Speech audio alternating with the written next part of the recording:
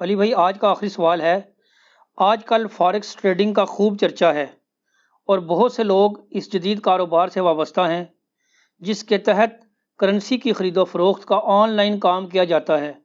کیا کرنسی کے اتار چڑھاؤ سے ملنے والا نفع حلال تصور ہوگا؟ کیا بغیر کوموڈٹی کو شامل کیے اور بغیر محنت کے حاصل ہونے والی رقم اور نفع حلال تصور ہوگا؟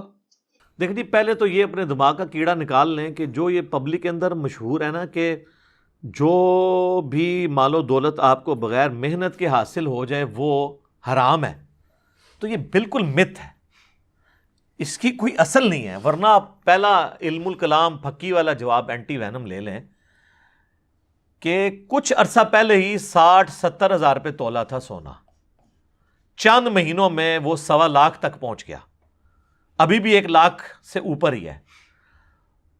تو میرے بھائی، بیٹھے بٹھائے لوگوں کو ملینز آف روپیز کا نفع ہوا ہے، جس کے پاس 50 تولے سونا ہے، 100 تولے سونا ہے، تو بغیر محنت کے، محنت کیا کچھ بھی نہیں کرنا پڑا ان کو۔ تو آپ یہ کہیں گے گھر بیٹھے بیٹھے جو سونے کی قیمت چڑھ گئی اس کی وجہ سے ان کو جو نفع ہوا ہے یہ حرام ہے؟ نعوذ باللہ۔ اس سے بھی اگلا ورژن بخاری اور مسلم میں کئی احادیث ہیں کہ صحابہ کرام علیہم رضوان اپنی زمینوں کو کرائے پہ دیا کرتے تھے یہودیوں کو، محنت یہودیوں کی ہوتی تھی، اور جب نفع ہوتا تھا تو وہ پرسنٹیج آپس میں تقسیم کرتے تھے۔ یہ سلیپنگ پارٹنر کا جو کنسیپٹ ہے، مداربہ جسے کہتے ہیں، مداربہ میں کیا ہوتا ہے؟ انویسٹمنٹ ایک بندے کی ہوتی ہے، محنت دوسرے کی۔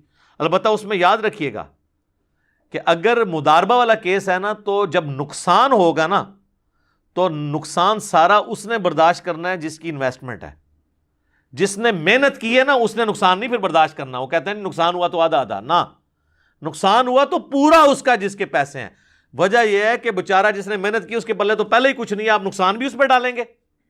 دوسرا، اس بیچارے کی محنت ضائع ہوئی ہے، آپ کا مال ضائع ہوا ہے۔ اگر میں نے زمین کسی کو کرائے پہ دی کہ یہاں پہ تم فصل اگاؤ، فصل برباد ہو گئی، تو اب اس کا جو نقصان ہے وہ سارا میں نے برداشت کرنا ہے۔ اگانے والے کی محنت ضائع ہوئی، میرا مال ضائع ہوا۔ اس بیچارے کی محنت بھی گئی، الٹا آپ اس کے اوپر پلنٹی بھی ڈالیں تو یہ تو ظلم کا نظام ہے۔ اس لیے یہ نہیں چل سکتا۔ اور اس میں ایک اور بات میں عرض کر دوں، یہ منافع کی بھی جو شرح ہے نا، جو پبلک میں مشہور ہے کہ جی اتنا منافع آپ لے سکتے ہیں، اتنا نہیں لے سکتے، جتنا مرضی آپ منافع لیں، اس کے اوپر چیک جو ہے نا وہ اوپن مارکیٹ رکھے گی، بلیک مارکیٹنگ نہ ہو۔ تو سر آپ آلو کو 1 لاکھ روپے کلو بیچیں، انشاءاللہ آپ سے لے گئی کوئی نہیں، اللہ یہ کہ آپ پوری مارکیٹ کا آلو اٹھا کے بلیک مارکیٹنگ شروع کر دیں۔ تو بلیک مارکیٹنگ، ذخیرہ اندوزی نہیں ہونی چاہیے، منافع آپ جتنا مرضی، تو وہ خود کنٹرول کرتی ہے مارکیٹ۔ اگر آج کوئی ایک صابن کی ٹکیا جو ہے وہ 100 روپے کی ٹکیا کو 1000 کا بیچے گا تو وہ کتنوں کے آگے بیچ سکتا ہے؟ دوسرے مارکیٹ میں آئیں گے، وہ کہیں گے جی ہم 100 روپے کی بیچیں گے، ان کی بکے گی، اس کی بکے گی نہیں۔ تو یہ خود بخود اللہ نے نیچرل سسٹم ایسا بنایا ہے کہ ذخیرہ اندوزی نہ ہونا، منافع آپ جتنا مرضی لیں۔ یہ تو ظلم ہے کہ اگر کوئی شخص کہے کہ 2 ایک طرح کا منافع لیں گے۔ مثلا اب میرا ایک سٹی جیلم بھی ہے، ایک اسلام آباد، میرے دونوں جگہ گھر ہے۔ اسلام آباد میں I-10 کے پاس جو ہے نا مرکزی منڈی موجود ہے۔ منڈی سے آپ آلو اٹھاتے ہیں سپوز 20 روپے کلو، اور وہ آلو آپ I-10 مرکز میں پاس جا کے 40 روپے کلو بیچ لیں گے، کیونکہ I-10 مرکز کے اندر دکان کا ایوریج کرایہ 20,000 25,000 روپے ہے۔ لیکن اب آپ یہ ایکسپیکٹ کریں کہ F11 میں جا کے وہی 20 روپے کلو آلو اٹھانے والا وہاں بھی 40 کے بیچے، سر وہاں وہ 70 میں بیچے گا، کیونکہ اس کی دکان کا کرایہ 30-40 ہزار روپیہ، پھر وہ ٹرانسپورٹیشن کاسٹ بھی ہے۔ یہ اسلام آپ پہ کبھی قدغن لگا ہی نہیں سکتا کہ آپ نے اتنے % منافع لینا ہے۔ ہاں، باقی جو ریٹیل کی قیمت ہے اور تھوک والی قیمت کا اور پرچون کی قیمت کا جو پورے ملک میں سپلائی مین کمپنیاں کرتی ہیں وہ تو ٹھیک ہے کہ ایک گھی کے ڈبے کی کراچی میں جو قیمت ہے پشاور میں وہی ہوگی، اس کی وجہ ہے کہ وہ ٹرانسپورٹیشن کاسٹ کمپنی برداشت کر رہی ہوتی ہے، وہ تو آپ ریٹ اوپر نیچے نہیں کر سکتے، یہ ذہن میں رکھیے گا، وہ تو جرم ہے، اس لیے اس کی قیمت اس کے اوپر لکھی ہوئی ہوتی ہے۔ تو گورنمنٹ جو چیزیں کنٹرول کر رہی ہوتی ہے وہ اپنی جگہ۔ اب یہ رہ گیا فاریکس ٹریڈنگ کا، یہ بیسیکلی ورڈ ہے فارن ایکسچینج ٹریڈنگ، یعنی جو دوسرے ملک کی جو کرنسی ہے اس کی ایکسچینج کی تجارت، تو اسے یعنی اکٹھا کر کے فاریکس ٹریڈنگ پڑھ دیا جاتا ہے ایک مختصر طور کے اوپر، جس طرح نیشنل جغرافک کو نیٹ جیو کہا جاتا ہے، حالانکہ وہ نیشنل جغرافک چینل ہے، تو نیشنل میں سے NAT لے لیتے ہیں اور جیوگرافک میں سے GEO تو کہتے ہیں نیٹ جیو چینل، حالانکہ وہ پورا ورڈ یہ ہے۔ تو یہ فارکس ٹریڈنگ کو ڈسکس کرتے ہوئے بنیادی چیز آپ سمجھ لیں کہ جو اسلام میں کسی کاروبار کے حلال اور حرام ہونے کے قوانین ہیں نا بنیادی، جو میں کتاب و سنت کی تعلیمات کی روشنی میں سمجھاؤں، وہ بنیادی 4 قوانین ہیں، 4 رولز کے اوپر آپ نے پیش کرنا ہے۔ میں آپ کو ڈاکٹرن کلیئر کروں گا، باقی ہر بندے نے اپنا کاروبار خود اس میں فٹ کرنا ہے۔ یہ نہیں ہے کہ آپ 1000 کاروباروں کی لسٹ مجھے بھیج دیں، بتائیں کون سا حلال ہے حرام، میں نہیں بتا سکوں گا، مجھ سے بہتر آپ خود بتا لیں گے۔ اگر آپ کو رولز پتہ چل جائیں گے تو آپ یہ فنکشن اپلائی کریں گے، رزلٹ آپ کے سامنے آ جائے گا۔ کیونکہ جو آپ نے مجھے ایکسپلین کرنا ہے اس سے بہتر آپ خود جانتے ہیں کہ اس کاروبار میں کیا کیا 2 نمبری ہے، کیا کیا چیزیں ٹھیک ہیں غلط ہیں۔ میں آپ کو رولز بتا دیتا ہوں، آپ اللہ کو سامنے رکھتے ہوئے خود فیصلے تک پہنچ جائیں گے۔ جو صحیح مسلم میں حدیث ہے، گناہ وہ جو تیرے دل میں کھٹکے اور تو اس بات سے ڈرے کہ لوگ مطلع ہو جائیں اس کے اوپر کہ یہ کر رہا ہے، تو گناہ اندر کا مفتی آپ کو بتائے گا یہ گناہ ہے۔ اچھا، اندر کا مفتی اسی کا بتائے گا جسے پتا ہوگا، جس کو پتہ ہی نہیں ہے کہ حلال اور حرام کیا ہے، اس کو مفتی نے کیا بتانا ہے؟ وہ مفتی مرے ہے اور مفت ہی مفتی ہے۔ تو یہ بنیادی اصولی گفتگو میں کروں گا، ڈاکٹرن کیا ہے اسلام میں کاروبار کے حلال اور حرام ہونے کی۔ پہلا رول یہ ہے کہ آپ جو کاروبار کر رہے ہیں وہ حلال پروڈکٹ کا کاروبار ہونا چاہیے، حلال چیز کی خرید و فروخت، سبزی، گوشت، اس کے علاوہ باقی جو پروڈکٹس ہم گھی، چینی، دالیں استعمال کرتے ہیں، پروڈکٹ حلال ہونی چاہیے۔ یا پروڈکٹ تو کھانے میں حرام ہے لیکن اس کی تجارت حلال ہے، جس طرح گدا آپ خرید و فروخت تو کر سکتے ہیں لیکن پکا کے کھا نہیں سکتے۔ ہاں، ہوٹل والے آپ کو زبردستی کھلا دیں اولادہ بات ہے، ان بیچاروں کو تو نہیں پتا جو کھا رہے ہوتے ہیں۔ لیکن گدے کی خرید و فروخت حرام نہیں ہوگی اس وجہ سے کہ اس کا گوشت حرام ہے، اس کی وجہ یہ ہے کہ وہ دوسرے پرپس کے لیے استعمال ہوتا ہے، ٹرانسپورٹیشن کے لیے۔ تو اس اعتبار سے یہ اس پہ فتویٰ نہیں لگے گا۔ البتہ اگر کوئی شراب کی خرید و فروخت کرتا ہے تو کتنی احادیث ہیں بخاری مسلم میں، ترمذی میں ڈیٹیل کے ساتھ، تو وہ تو 10 چیزیں گنوائی گئی ہیں، شراب اٹھانے والا، لے جانے والا، لوڈ کرنے والا، ان لوڈ کرنے والا، بیچنے والا، خریدنے والا، سب پہ نبی اسلام نے ایک ایک کا نام لے کے لعنت فرمائی ہے۔ اسی طریقے سے جو نشاور چیزیں ہیں، ہیروئن کو اسمگل کرتا ہے، تو اب یہ نہیں کہہ سکتا جی، وہ جس طرح KP میں ایک مشہور ہم نے ایک لطیفہ سنا ہے، جو اسمگلر ہے وہ کہنے لگا دیکھو جی گدھا بھی تو کھانا حرام ہے نا، کاروبار تو حلال ہے، تو ہیروئن کا نشہ حرام ہے، ہیروئن کا کاروبار تو حلال ہے نا؟ نہیں، نشاور چیزوں کا کاروبار بھی حرام ہوگا۔ تو یہ پہلی شرط ہے کہ پروڈکٹ حلال ہو، اس کا کاروبار حلال ہوگا، یا پروڈکٹ کھانے میں تو حرام ہے لیکن ویسے اس کا کاروبار آپ کر سکتے ہیں، جس طرح میں نے آپ کو گدھے کی مثال دی کہ کھانے میں حرام ہے لیکن وہ دوسرے کاموں میں استعمال ہوتا ہے، تو آپ اس کا کاروبار بھی کر سکتے ہیں۔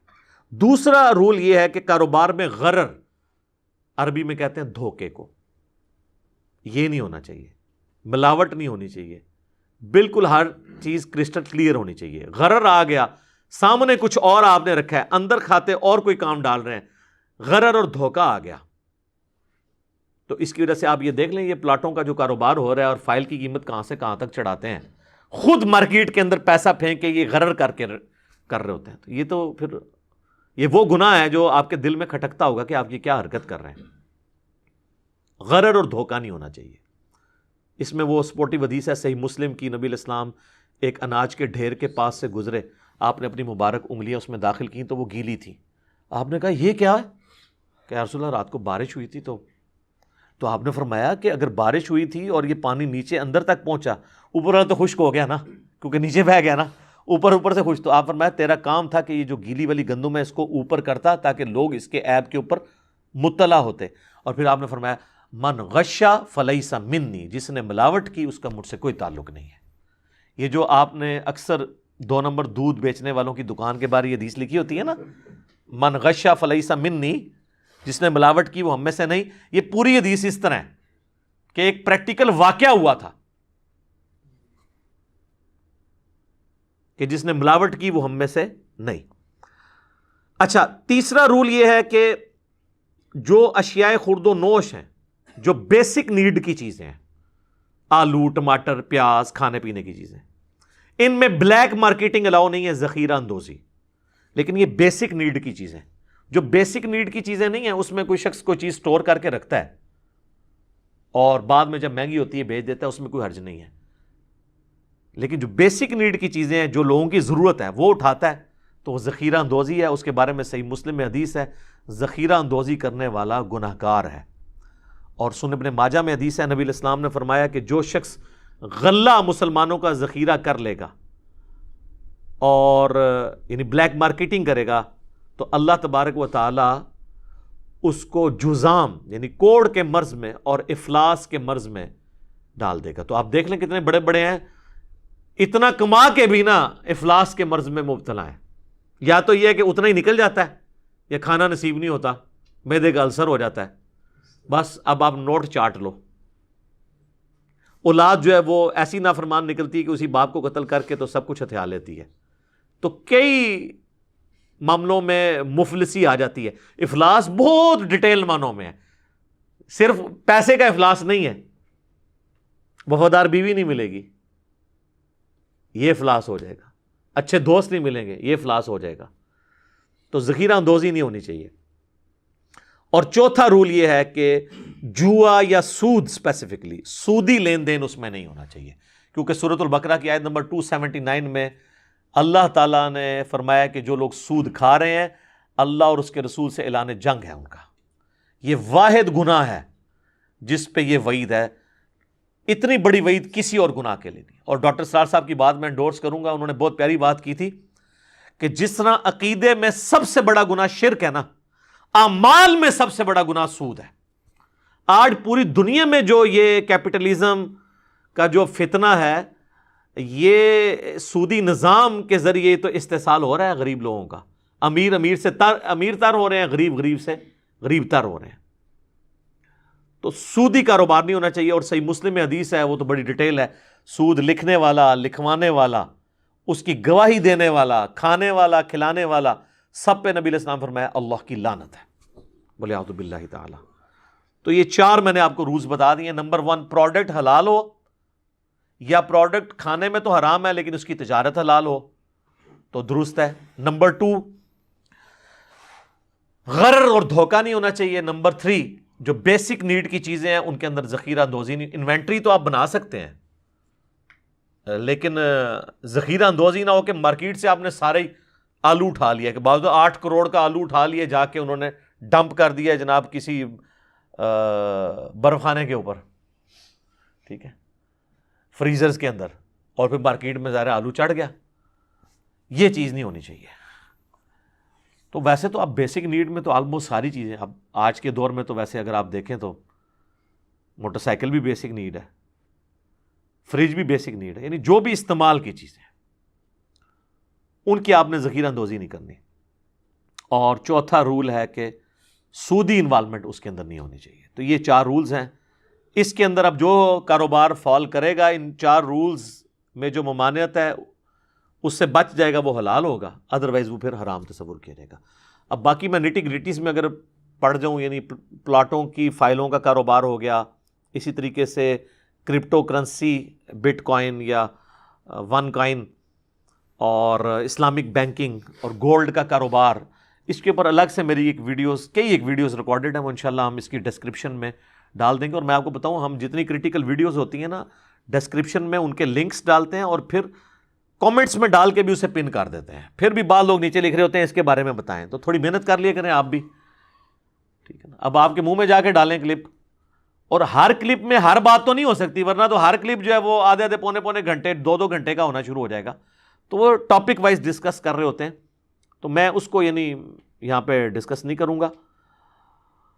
اور میں آپ لوگوں سے ریکویسٹ کروں گا کہ یہ مشکات المصابیح، جسے میں نے انسائکلوپیڈیا آف حدیث ڈکلیئر کیا ہے، اس پہ میرا ڈیٹیل لیکچر بھی ہے اس کے تعارف کے اوپر، یہ آپ ضرور پڑھیں. یہ اہل سنت کی مین سٹریم کی جو 6 کتابیں ہیں، بخاری، مسلم، ابو داؤد، ترمذی، نسائی، ابن ماجہ، اس کے نوٹس ہیں.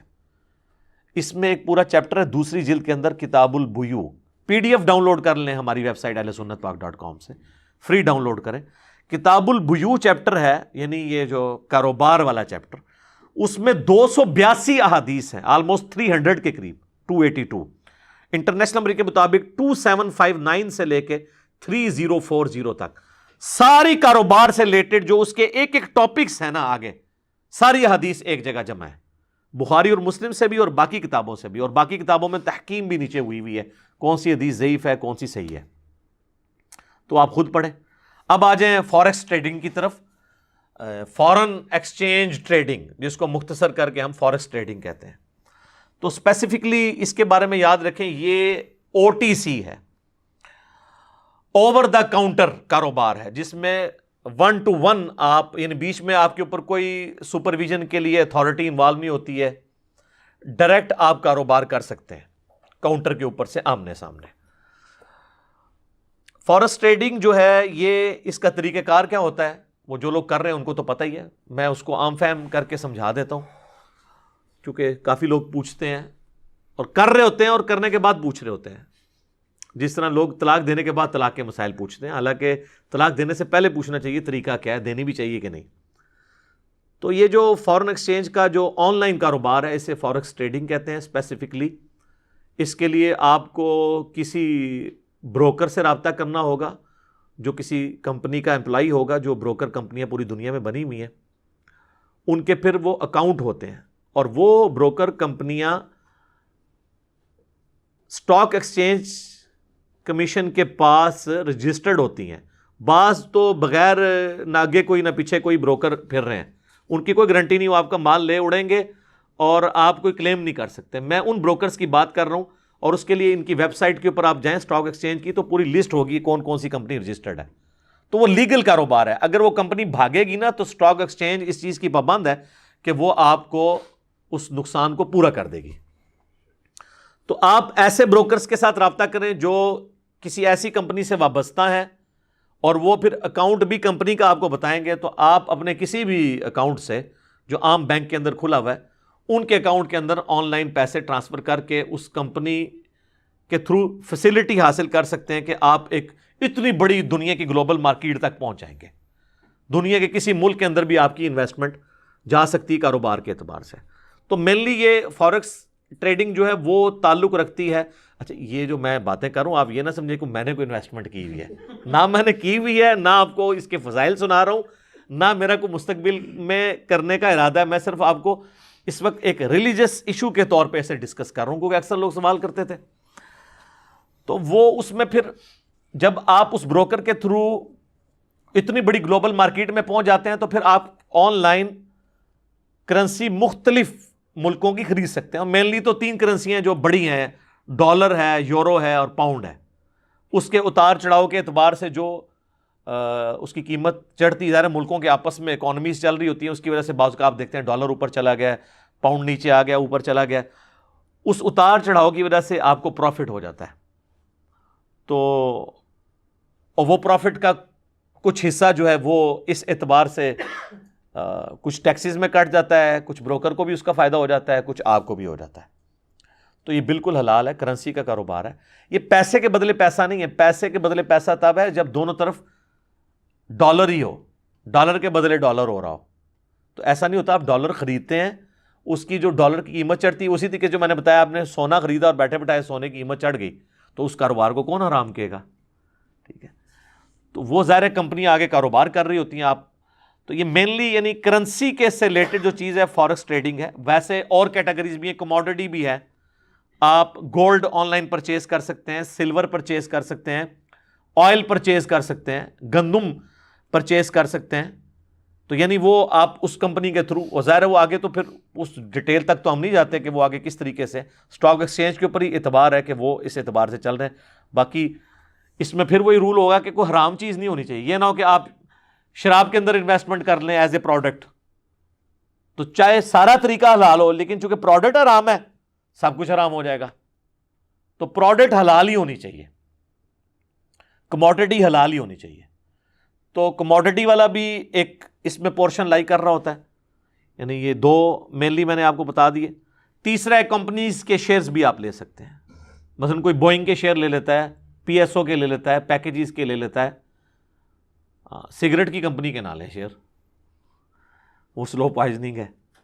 تو جو کمپنیاں حلال کاروبار کر رہی ہیں، اس طرح جو بینک سودی کام کر رہے ہیں اسلامک بینک سے ہٹ کے، وہ بھی خیر پیور نہیں ہے لیکن کسی حد تک چلیں کوشش تو ہے، تو ان کے بھی آپ شیئرز نہ خریدیں، وہ آپ نے خود فیصلہ کرنا ہے کہ میں، تو یہ 3 یعنی مین ہوگی چیزیں: فارن کرنسی کے اندر انویسٹمنٹ، کموڈٹی کے اندر gold, silver, oil, natural gas, کوئی بھی ریسورسز اس کے اندر، اور تیسری کسی کمپنی جو کہ کام کرتی ہے اس طرح کے جو سروسز پرووائڈ کرنے والی کمپنیاں ہیں، بعض اوقات یعنی معدنیات اکھاڑنے والی کمپنیاں ہوتی ہیں، مختلف جگہ سے دریافت کرتی ہیں، آئل ڈگنگ کمپنی ہیں، تو ان کے شیئرز کے اوپر نیچے پھر ڈیویڈنڈ بھی آپ کو پروفٹ بھی ملتا رہتا ہے، پروفٹ لاس کی بنیاد کے اوپر ہوتا ہے، وہ پیسے کے بدلے پیسہ نہیں ہوتا بلکہ انویسٹمنٹ کاروبار کے اگینسٹ ہوتا ہے، تو وہ بالکل حلال ہے۔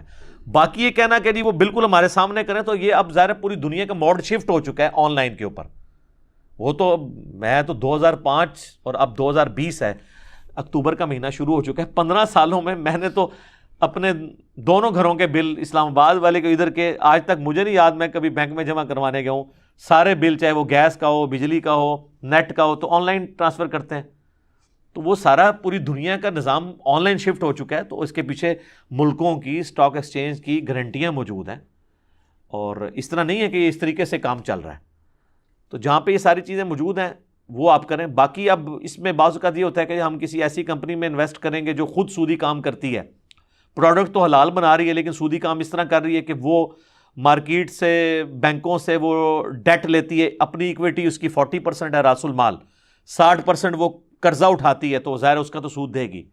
اب یہ پوری دنیا کا نظام سودی ہے، اب اس سے تو اس درجے میں وائڈ کرنا مشکل ہے کہ آپ کوئی ایسی کمپنی دریافت کریں جس نے بینکوں سے سود پہ قرضہ نہ لیا ہو، پھر تو آپ کچھ بھی نہیں کر سکتے۔ پھر تو جناب یہ جن کپڑوں میں بیٹھ کے میں، اور یہ جن کپڑے کی میں نے پگڑی باندھی ہوئی ہے، یہ بھی جس مشین پہ بنے ہوئے ہیں، وہ بھی یعنی سود کے پیسے سے ادھار اٹھا کے، بینکوں سے اٹھا کے اور اس کے اگینسٹ سود دے کر باہر سے منگوائی گئی ہیں۔ تو یہ تو پھر یہ ہے لا یکلف اللہ نفسا الا وسعها، اللہ تعالیٰ کسی جان پہ اتنا ہی بوجھ ڈالتا ہے جس کی وہ یعنی استطاعت رکھتا ہے، اس سے زیادہ بوجھ نہیں ڈالتا۔ جہاں ڈائریکٹ آئے وہ نہیں، آپ اس کی بنیاد پہ آپ یہ نہیں کہہ سکتے سود کا دھواں تو پہنچ ہی رہا ہے ڈائریکٹ بھی کھانا شروع کر دو، نہیں۔ اس کے لیے میں ایک مثال دیتا ہوں کہ آپ نے امرود توڑے، اس میں سے کیڑا نکلا، تو آپ بیوقوف ہوں گے اگر آپ امرود کھائیں گے اس بنیاد پہ کہ یار میں تو اتنا کچھ انہیل کر رہا ہوں۔ جیسے کہتے ہیں نا کہ جی وہ بمبئی کے اندر جو ہے وہ 40 سگریٹ کے برابر لوگ روزانہ دھواں انہیل کر لیتے ہیں، تو اب اس کا مطلب میں سگریٹ پینا شروع کر دوں؟ نہیں، وہ آپ کے اختیار میں نہیں، جو آپ کے اختیار میں آپ اس کی تو پکڑ ہوگی۔ تو یہ آپ نے خود دیکھنا ہے اس طرح کے معاملات میں کہ جو چیزیں آپ کنٹرول کر سکتے ہیں وہ کریں۔ تو مکمل طور پہ تو آپ ظاہر نہیں کر پائیں گے، اس میں پھر آپ کے اوپر اس طرح قدغن نہیں لگا سکتے۔ اسلامک بینکنگ کے حوالے سے بھی اگرچہ اس میں کی ایک خرابیاں ہیں، پھر بھی میں کہتا ہوں چلیں ایک کوشش تو ہے نا کہ منی اگینسٹ گڈز ہے وہ۔ نان اسلامک بینکنگ یا سودی بینکاری ہوتی ہے پیسے کے بدلے پیسہ، اسلامک بینکنگ ہوتی ہے کموڈٹی، کسی چیز کے پیچھے پیسہ۔ اسی لیے آپ دیکھیں اسلامک بینک والے آپ کو پرسنل لون نہیں دیتے ہیں، وہ مداربہ کرتے ہیں یا مشارکہ کرتے ہیں۔ آپ نے مکان بنانا ہے، وہ کہیں گے لائیں جی پلاٹ ہے، جی ہے۔ پلاٹ نہیں ہے تو آپ کہیں گے جی میرے پاس 20 لاکھ ہے اور پلاٹ تو آئے گا 30 کا، اوپر سے یہ بناؤں گا، وہ کہیں گے ٹھیک ہے 20 لاکھ آپ کے پاس ہے، 40 ہم لگاتے ہیں، تو جو مکان بنے گا اس کی بھی اسی ریشو پروپورشن سے ہم مالک ہوں گے، اور پھر آپ نے قسطوں میں ہمیں قرض واپس کرنا ہے اور اس کے اوپر پیسے واپس کرنے ہیں۔ وہ جو اوپر پیسے واپس کر رہے ہیں وہ سود نہیں ہے بلکہ وہ اس مکان کا کرایہ ہے، کیونکہ آپ اس مکان کے مکمل مالک تو نہیں ہیں۔ میں ایک موٹر بائک جو ہے وہ اسی کے تحت قسطوں کا کاروبار بھی حلال ہے، بشرطے کہ لیٹ ہونے کے اوپر پلنٹی نہ ڈالی جائے۔ ایک موٹر بائک کی قیمت مارکیٹ میں 70,000 ہے اور قسطوں میں وہ مل رہا ہے 90 کا، اور میں 10,000 کی ڈاؤن پیمنٹ کر کے 70,000 کا موٹر بائک نکلوا کے لے آتا ہوں، تو میری تو انویسٹمنٹ صرف 10,000 ہے، 60,000 کا مالک تو وہ کمپنی ہے۔ تو اس موٹر بائک کو جو میں استعمال کروں گا وہ تو میں صرف 10,000 کا مالک ہوں، 60,000 کی کمپنی ہے، تو اس موٹر بائک کا کرایہ نہیں میں دوں گا، وہ کموڈٹی انوالو ہوگی نا، تو سود ختم ہو گیا۔ پیسے کے بدلے پیسہ آئے گا تو سود۔ بڑی آسان مثال سے آپ کو سمجھاتا ہوں، آپ کا 40 لاکھ کا مکان ہے، اس پہ آپ 10,000 کرایہ لیں حلال، کسی کو 40 لاکھ دے کے 10,000 روپیہ مہینہ لیں حرام۔ آپ کے کان تو ایسے ہی پکڑا، بات تو وہی ہے، نہیں۔ اس کا جواب پھر اللہ تعالیٰ نے سورۃ البقرہ میں دیا ہے، احل اللہ البیع وحرم الربا، وہ کافر بھی یہی کہتے تھے کہ سود اور تجارت تو ایک طرح ہے. تو اللہ نے فرمایا اللہ نے تجارت کو حلال کیا ہے اور سود کو حرام کیا ہے. وہ تجارت اسی قسم کی ہوا کرتی تھی, اور یہ سلطنت عثمانیہ کے ختم ہونے تک یہ تجارت جاری تھی, جس میں آپ جو ادھار کی چیز ہے اس کو تھوڑا مہنگے داموں خریدیں گے اور نقد جو ہے وہ کم داموں. وہ جو ترمذی کی حدیث کہتے ہیں نبی علیہ السلام نے ایک چیز کی 2 قیمتیں مقرر کرنے سے منع فرمایا. آگے امام ترمذی نے کامنٹس لکھے ہیں, اس حدیث کا فارم لکھا ہے. اس سے مراد یہ ہے جب بیچنے والا اور خریدنے والا کسی ایک قیمت پہ متفق ہوئے بغیر الگ ہو جائیں تو اس چیز کو حرام ہے. البتہ اگر وہ متفق ہو جائیں کسی ایک قیمت پہ کہ ادھار پہ میں اتنی اٹھاؤں گا, نقد پہ اتنی, تو پھر اس کے اوپر یہ فتویٰ نہیں لگے گا, اور یہ کاروبار رائج تھا. اسی لیے تو کافر کہتے تھے کہ کاروبار اور سود ایک طرح ہی ہے. ان کو کیا دھوکہ لگا تھا, وہ کاروبار یہی ہوتا تھا نا. تو اللہ نے فرمایا کاروبار حلال ہے, سود حرام ہے. اور لاجک اس کے پیچھے یہ ہے کہ کاروبار سے لوگوں کو فائدہ ہوتا ہے, سود سے صرف امیر کو فائدہ ہوتا ہے. آپ کی 40 لاکھ کی گاڑی ہے, آپ اس کو رینٹ کار پہ چڑھاتے ہیں, ڈرائیور کی نوکری کھلے گی. گاڑی پنکچر ہوگی تو پنکچر والے کی نوکری کھلے گی.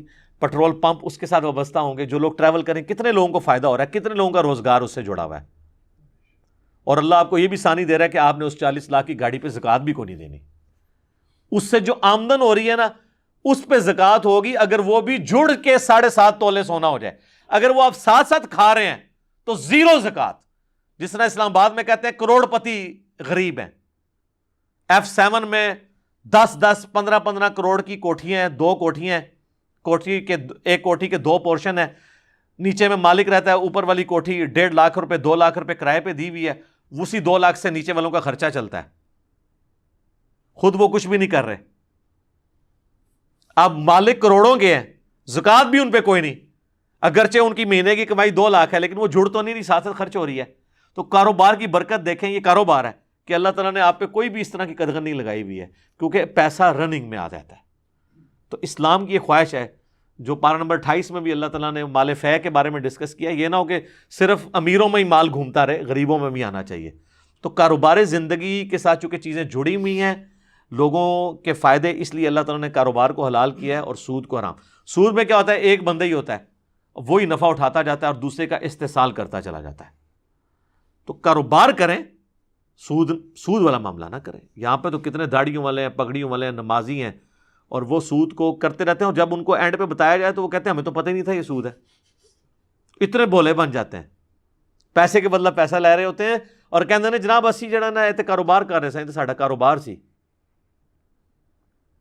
تو انسان کو پتہ ہوتا ہے, خام خواہ کسی کو دھوکہ دینا چاہے تو اس کی اپنی مرضی ہے. اللہ تعالیٰ نے بہت بڑی آسانی دی ہے کاروبار کی شکل میں, اور کاروبار میں اللہ تعالیٰ نے برکت رکھی ہے. اور سود کے اللہ تعالیٰ قرآن میں فرماتا ہے نا, میں سود کو گھٹاتا ہے اللہ تعالیٰ اور صدقات کو بڑھاتا ہے. تو یہ صدقات کا سارا سسٹم اس پہ ہی چل رہا ہے, منی اگینسٹ گڈز. اور آپ دیکھیں کہ اس کے ذریعے جس بندے کی کمائی ہوتی ہے, پھر وہ اگر پیسہ جوڑتا ہے وہ زکوٰۃ دے گا, اور لوگوں کا روزگار کھلے گا. اچھا, کئی لوگ ہیں وہ سود بھی دبا کے کھا رہے ہیں, زکوٰۃ بھی پوری دیتے ہیں, یعنی گٹر کے پانی سے وضو کر رہے ہوتے ہیں. تو گٹر کے پانی سے تو وضو نہیں ہوگا. تو اللہ کا خوف کھائیں اور ان چیزوں سے باز آ جائیں. اللہ تعالیٰ نے سود کو حرام کیا ہے اور کاروبار کو حلال کیا ہے, اور اس کے پیچھے کئی ایک لاجکس ہیں. سب سے بڑی لاجک یہ ہے کہ احل اللہ البیع وحرم الربا. بس مسلمان کے لیے سر تسلیم خم, لاجیکلی کئی چیزیں. یہ اذانیں شروع ہو جاتی ہیں, اسی پہ ہم کنکلوڈ کرتے ہیں. اللہ تعالیٰ سے دعا ہے جو حق بات میں نے کہی اللہ تعالیٰ ہمارے دلوں میں راسخ فرمائے. اگر جذبات میں میرے منہ سے کوئی غلط بات نکل گئی تو اللہ تعالیٰ ہمارے دلوں سے ہی معاف کر دے, ہمیں معاف بھی فرما دے, ہمیں کتاب و سنت کی تعلیمات پر عمل کر کے دوسرے بھائیوں تک پہنچانے کی توفیق عطا فرمائے. سبحانک اللہم و بحمدک, اشہد ان لا الہ الا انت, استغفرک و اتوب الیک, وما علینا الا البلاغ المبین. جزاکم اللہ خیرا.